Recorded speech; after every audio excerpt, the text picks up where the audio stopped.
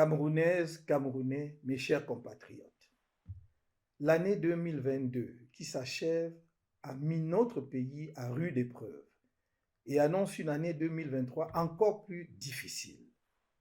Je ne brosserai pas un tableau détaillé de la situation économique et sociale désastreuse dans laquelle le régime en place enfonce notre pays, ayant eu l'occasion d'attirer l'attention sur cette situation dans diverses communications au cours de l'année. Qu'il me suffise de rappeler que depuis plus de 3 ans, notre pays est à nouveau placé sous la tutelle financière du Fonds monétaire international, comme au cours des 20 années sombres des plans d'ajustement structurel.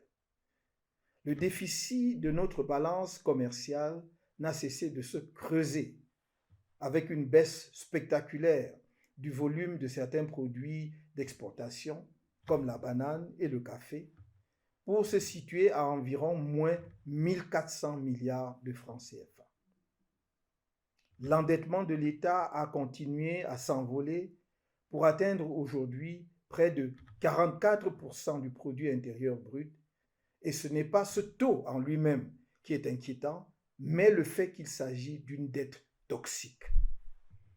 L'augmentation sans précédent des impôts et taxes dans le cadre d'un budget de crise qui sacrifie les couches les plus vulnérables de la population. Le coût de la vie est devenu insupportable pour la plupart de nos compatriotes, avec une poussée de l'inflation et l'augmentation des prix de tous les produits, entraînant un phénomène de la vie chère violemment ressenti par la population, en particulier les couches les plus pauvres, dans un pays où le SMIC est à moins de 37 000 francs CFA, alors qu'il est entre 60 000 et 75 000 francs CFA dans des pays africains de niveau comparable. Je rappelle qu'il n'y a pas eu d'augmentation générale de salaire au Cameroun depuis plusieurs décennies. Il n'y a pas un seul pan de notre économie, de la vie politique, sociale et culturelle qui se porte bien. Vous le savez parce que vous le sentez dans votre vie de chaque jour. L'année 2022 a débuté avec les condamnations pénales scandaleuses devant des juridictions militaires de nos camarades militants et sympathisants du mouvement pour la renaissance du Cameroun, notre parti, dans des procès politiques expéditifs en fin décembre 2021. Le seul crime de ces citoyens camerounais, marcheurs pacifiques, est d'avoir osé, dans le cadre des manifestations publiques dûment déclarées et non interdites par aucune autorité compétente, exprimer pacifiquement leur désaccord politique avec le pouvoir en place. Ils avaient été arbitrairement arrêtés, torturés et illégalement condamnés, en même temps que plusieurs dizaines d'autres militants et sympathisants de notre parti. L'un d'eux, le jeune Rodrigue Daguerre-Koufet, a perdu la vie à la fleur de l'âge à la prison de Nubel à Douala sur des négligences médicales coupables et dans des conditions de détention inhumaines. Que son âme repose en paix. Qu'il sache de là où il se trouve que nous ne trahirons jamais son combat pour un Cameroun libre où la justice, la dignité humaine et les droits fondamentaux des citoyens sont respectés. Avec l'année 2022, la guerre civile qui détruit les vies, l'économie, la cohésion nationale dans les régions anglophones du nord-ouest et du sud-ouest depuis fin 2017 a enregistré une année supplémentaire. Chaque année qui passe sans que ce conflit ne soit réglé est une année de trop. Trop de nos compatriotes, civils et militaires, sont morts dans ce conflit fratricide. Il est plus que temps que tous les efforts soient conjugués au niveau national et international pour y apporter une solution politique définitive.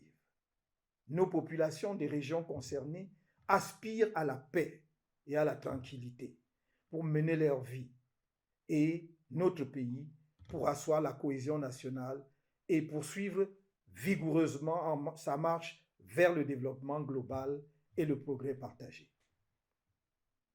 L'année 2022 est aussi celle au cours de laquelle se sont aggravés les phénomènes d'insécurité liés notamment à la cohabitation difficile entre certaines communautés de notre pays, à la circulation, aux dérives sociales engendrées par la précarité croissante des couches les plus pauvres de notre population, en particulier en milieu urbain, et l'absence d'une réponse adéquate aux problèmes chroniques du chômage des jeunes et l'exclusion sociale qu'il engendre. C'est ainsi qu'on a assisté avec tristesse aux affrontements, notamment entre les communautés arabes Choua et Mousgoum, dans le département du Logon-et-Chari, à la multiplication des accidents de la circulation terrestre et aérienne, avec le crash d'un avion à Bibé dans la Haute-Sanaga, l'insécurité alimentaire en particulier dans la région de l'extrême nord, les incursions aux frontières, l'explosion du phénomène dit des microbes qui sèment la terreur dans les villes, notamment à Douala, le phénomène de pédophilie qui détruit nos enfants, y compris en milieu scolaire, les viols, les violences sur les femmes, et j'en oublie sans doute.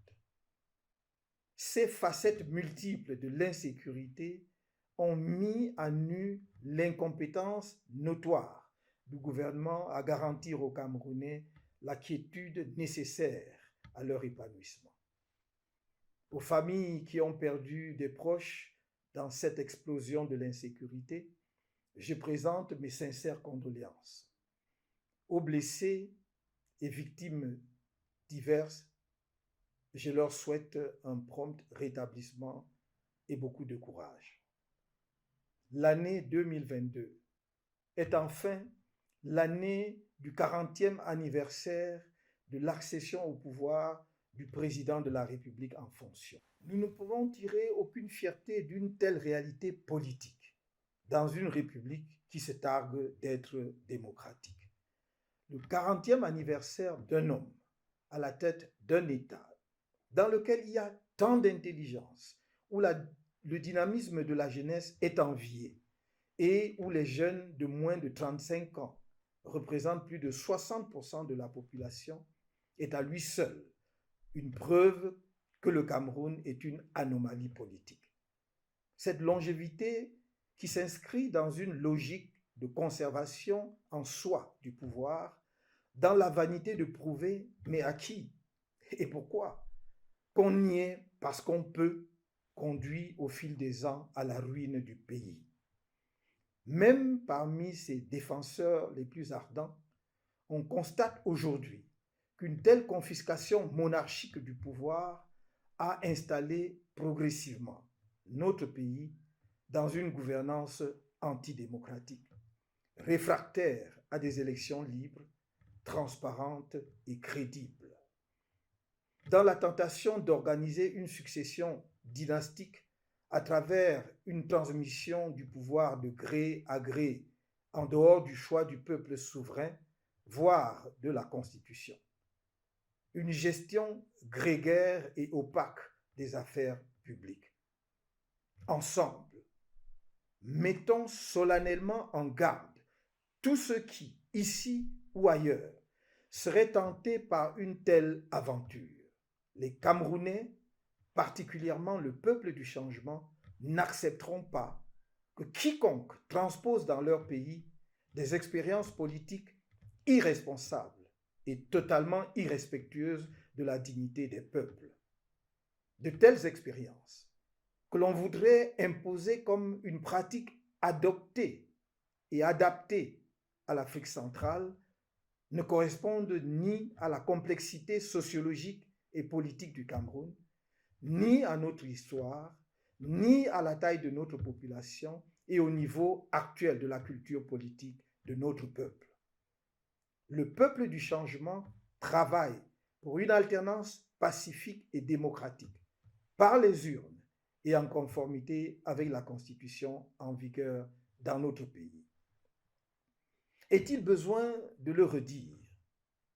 Il sera infiniment moins coûteux pour les pays qui se disent amis du Cameroun et pour la communauté internationale d'agir énergiquement pour parvenir à une révision consensuelle du code électoral et à l'organisation des élections justes et transparentes que de gérer une crise liée à des élections faussées ou de financer à coups de milliards de dollars d'inutiles opérations de maintien de la paix si par malheur tout venait à basculer.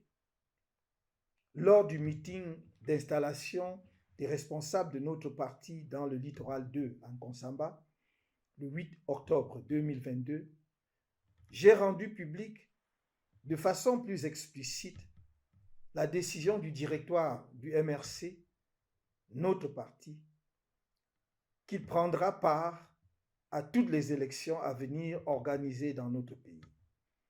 Cette décision est le résultat d'une réflexion politique à la fois stratégique et tactique mûrement menée. L'accueil enthousiaste réservé à cette annonce par les militants et sympathisants de notre parti et au-delà est la preuve de la symbiose qui existe entre la direction du MRC et le large éventail des Camerounais qui suivent depuis des années le parcours de notre parti sur la scène politique nationale. C'est un motif de satisfaction et d'encouragement. Je puis les assurer que le MRC travaille pour être à la hauteur des attentes des Camerounais à l'occasion des élections de 2025 ou avant. Dans la perspective de ces échéances à venir, le MRC appelle, comme depuis sa création, toutes les forces du changement, la société civile, les intellectuels, la diaspora, à mutualiser les efforts pour mettre fin par les urnes au régime RDPC qui gangrène le pays depuis des décennies. À notre avis, le programme commun minimal sur lequel l'axe d'effort devrait porter en urgence comprend 3 principaux points. Premièrement, la réforme consensuelle du code électoral. Deuxièmement, le rejet, sans la moindre ambiguïté, de la succession de gré à gré au sommet de l'État, qu'elle soit dynastique ou autre. Troisièmement, un appel commun à la communauté internationale de ne pas commettre au Cameroun les mêmes erreurs aux conséquences tragiques que dans certains pays voisins dans l'accompagnement de notre pays dans son processus d'alternance et de transition démocratique. Camerounaises, Camerounais, mes chers compatriotes, depuis 10 ans, ELECAM, qui de par sa composition ressemble à une sous-section du parti au pouvoir, le RDPC, ment aux Camerounais. Cet organe, créé pour garantir la crédibilité des élections au Cameroun, multiplie les manœuvres pour fausser le chiffre réel du nombre des électeurs dans le pays. Il fait de l'obstruction électorale contre les nouveaux inscrits jugés suspects, car inconnus au bataillon par les responsables du parti État. Pour le démontrer, je vais devoir présenter les chiffres. Je demande donc toute votre attention, car cela pourrait être quelque peu rébarbatif. Dans une interview donnée au journal gouvernemental Cameroun Tribune le 16 janvier 2013 par le tout premier directeur général de l'ELECAM, on apprenait que le nombre des électeurs camerounais consolidés en 2012 était de 7 8 704, qu'au 12 janvier 2013, 2 811 921 nouveaux électeurs venaient d'être inscrits, que sur la base des moyens humains, matériels et financiers colossaux déjà disponibles à cette date-là, une projection de 350 000 électeurs inscrits par semaine était arrêtée. De plus, le directeur général d'ELECAM annonçait qu'avec 1200 kits déjà acquis à l'époque, son administration s'était fixée pour objectif d'inscrire 7 millions de nouveaux électeurs. Au 31 août 2017, à la surprise générale, le même ELECAM révélait que le Cameroun comptait seulement 6 500 000 électeurs inscrits. Ce nouveau chiffre établissait une régression de 508 704 électeurs inscrits au regard des 7 8 704 électeurs réputés consolidés en 2012. Lors du scrutin présidentiel du 7 octobre 2018, Elekam a officiellement déclaré 6 667 754 électeurs inscrits sur une population de près de 25 millions et demi selon les données de la Banque mondiale.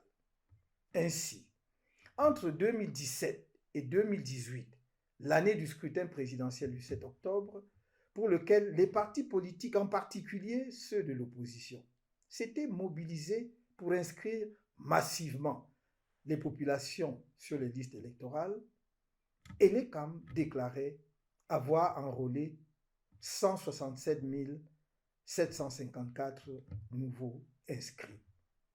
Sur cette base, de janvier à août, soit pendant 8 mois, il y aurait eu en moyenne 20 969 inscrits par mois, soit 5 242 inscrits par semaine, et en considérant 6 jours d'ouverture aux inscriptions publiques sur 7, seulement 873 électeurs inscrits par jour dans l'ensemble du pays, soit une moyenne de 2,42 inscrits par jour rapportés aux 360 communes que comptait le pays.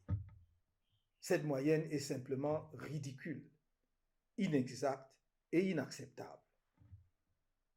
Elle est la preuve manifeste qu'Elekam fausse le jeu électoral avant même le jour des élections. Lors du double scrutin législatif et municipal du 9 octobre 2020, 6 900 928 électeurs étaient officiellement inscrits sur les listes électorales, soit une augmentation de 233 174 nouveaux inscrits par rapport au scrutin présidentiel du 7 octobre 2018 et une moyenne journalière par commune d'environ 3,37 inscrits entre janvier et août 2019. Au terme de la campagne nationale d'inscription sur les listes électorales de 2021, l'actuel directeur général d'Elekam révélait lors d'un point de presse le 1er septembre 2021 que 182 913 nouveaux inscrits avaient été enregistrés. À partir de ces chiffres, on obtenait alors un ratio communal journalier de 2,6 inscrits par jour sur 6 jours, 5 716 inscrits par semaine sur l'ensemble du pays et 22 864 inscrits mensuels dans tous les 360 arrondissements et toutes les ambassades et les consulats du Cameroun à l'étranger. Le 2 septembre 2022, Elekam a annoncé avoir inscrit 338 376 nouveaux électeurs, soit un ratio de 940 nouveaux inscrits en moyenne dans les 360 communes du pays, et bien moins si on ajoute aux communes les consulats et les ambassades.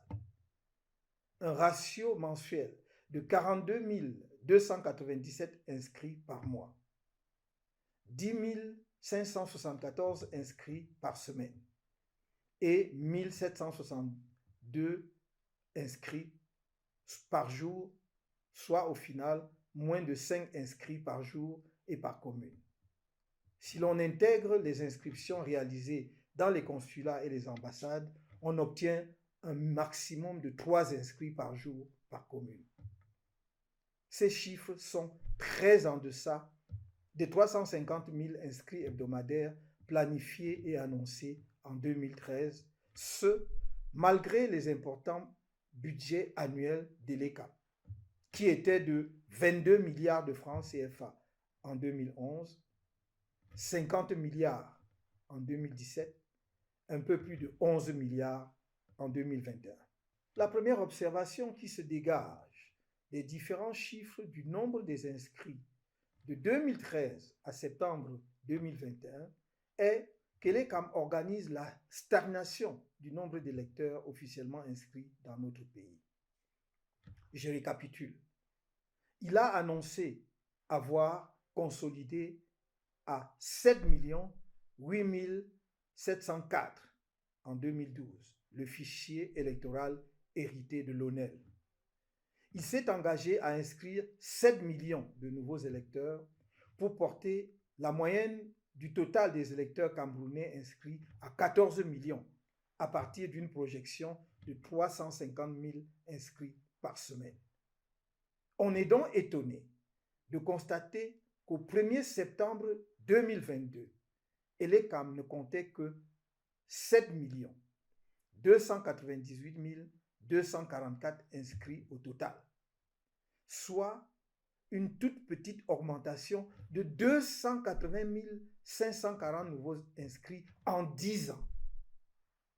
Sur l'hypothèse de l'inscription de seulement 10 nouveaux électeurs en moyenne par jour, 6 jours sur 7, dans chacune des 360 communes de janvier à août, soit 8 mois par an, l'on aurait 3 600 nouveaux inscrits par jour, 21 600 par semaine, 86 400 par mois et 691 200 nouveaux inscrits par an.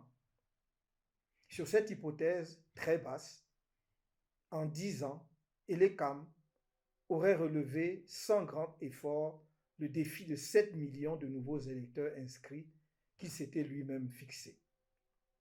Le Cameroun compterait alors environ 14 millions d'électeurs, ce qui serait plus proche de la réalité au regard de sa population qui avoisine désormais 30 millions d'habitants. Même en prenant une moyenne de 5 nouveaux électeurs inscrits par jour, dans chacune des 360 communes, on arriverait à 1800 nouveaux inscrits par jour sur le plan national, 10 800 par semaine, 43 200 par mois, 345 000 par an, soit au total 3 456 000 nouveaux électeurs inscrits en 10 ans, au lieu des 280 540 qui ressortent des chiffres de l'ECAM. Donc, même avec cette hypothèse basse de seulement 5 nouveaux électeurs inscrits en moyenne par jour dans chacune des 360 communes, le corps électoral du Cameroun devrait être de 10 464 904 électeurs en 10 ans, soit 7 8 904 électeurs tels que consolidés en 2012, plus les 3 456 000 nouveaux inscrits de 2012 à 2022. Face à une dictature quarantenaire qui veut s'auto-régénérer, nous devons montrer ensemble, pacifiquement, notre détermination républicaine, patriotique et démocratique, en faisant preuve d'intelligence face aux forces obscures qui sont à l'œuvre au sein du régime pour nous maintenir captifs. Dans cet ordre d'idées, nous pourrions agir ensemble sur les 3 axes majeurs suivants. Premièrement, amener l'organe électoral et l'ECAM à rendre public les vrais chiffres des électeurs inscrits sur les listes électorales. Deuxièmement, dénoncer les fraudes électorales en amont, lesquelles consistent en le refus par la police nationale de délivrer des cartes nationales d'identité à de nombreux Camerounais. Troisièmement, exiger un recensement démographique général avant les échéances électorales de 2025 et un redécoupage conséquent des circonscriptions électorales. Dans ce contexte, afin de mettre un terme au tripatouillage scandaleux du nombre des inscrits sur les listes électorales par l'ECAM, invitons ensemble les Camerounais de l'intérieur et de la diaspora à adhérer massivement à une opération citoyenne transpartie que nous pourrons dénommer « Sauvons notre droit de vote ». avec pour directive: inscris-toi, transmets-nous copie de ton récépissé et nous garantirons ton droit de vote auprès de l'ECAM. Dès l'ouverture de la campagne des inscriptions sur les listes électorales, au début du mois de janvier 2023, répondez massivement à cet appel. Dans le strict respect de la confidentialité et des données personnelles, des équipes veilleraient à votre inscription effective sur les listes des électeurs. Avec les récépissés recueillis et le travail de suivi qui serait fonctionnel dès janvier 2023, nous serions désormais en mesure de mettre l'ECAM devant ses responsabilités. Des numéros WhatsApp seraient mis à votre disposition dans le cadre de cette opération de suivi des inscriptions sur les listes électorales. Le secrétariat de la plateforme des partis politiques et de la société civile pour la réforme consensuelle et participative du système électoral, ouvert à d'autres forces politiques, pourrait être l'organe de suivi de l'opération. C'est le droit de chaque Camerounais d'être électeur et nul n'a le droit de l'en priver. Le dernier recensement général de la population dans notre pays remonte à 2005, c'est-à-dire il y a bientôt 20 ans. Les résultats de ce recensement ne furent rendus publics qu'en avril 2010. Cependant, en violation de la loi qui prescrit que l'organisation des élections, en particulier la répartition des sièges des députés et des conseillers municipaux, se fait sur la base du résultat du dernier recensement démographique, le décret présidentiel portant répartition du nombre des sièges de députés, publié le 3 juillet 2013, n'avait pas pris en compte le résultat du dit recensement. De même, la répartition des sièges des conseillers municipaux par arrondissement repose sur le résultat du recensement de 1987. Tout cela est contraire à la loi.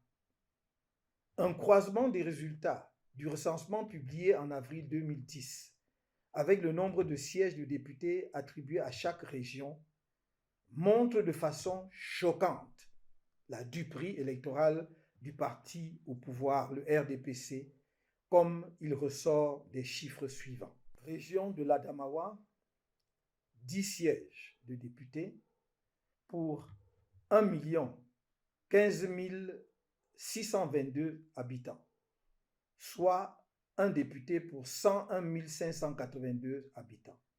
Région du Centre, 26 sièges de députés pour 3 525 664 habitants, soit un député pour 129 488 habitants.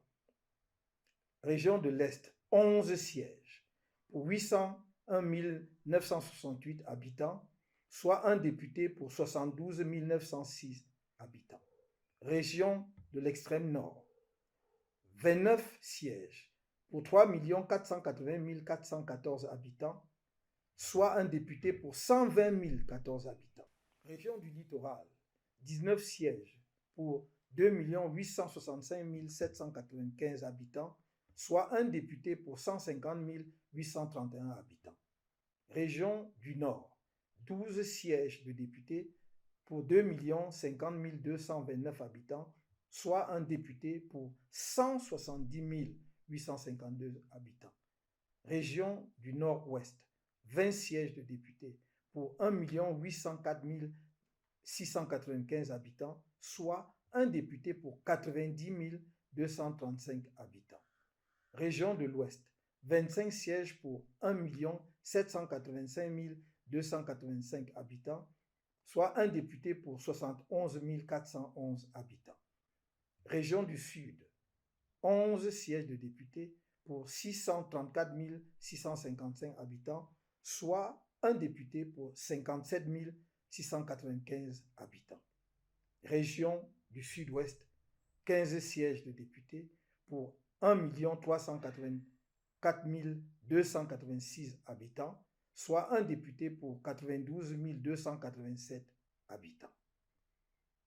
Outre son impact sur les élections législatives, le résultat du recensement devrait avoir des conséquences aussi bien sur les élections municipales que sur les sénatoriales.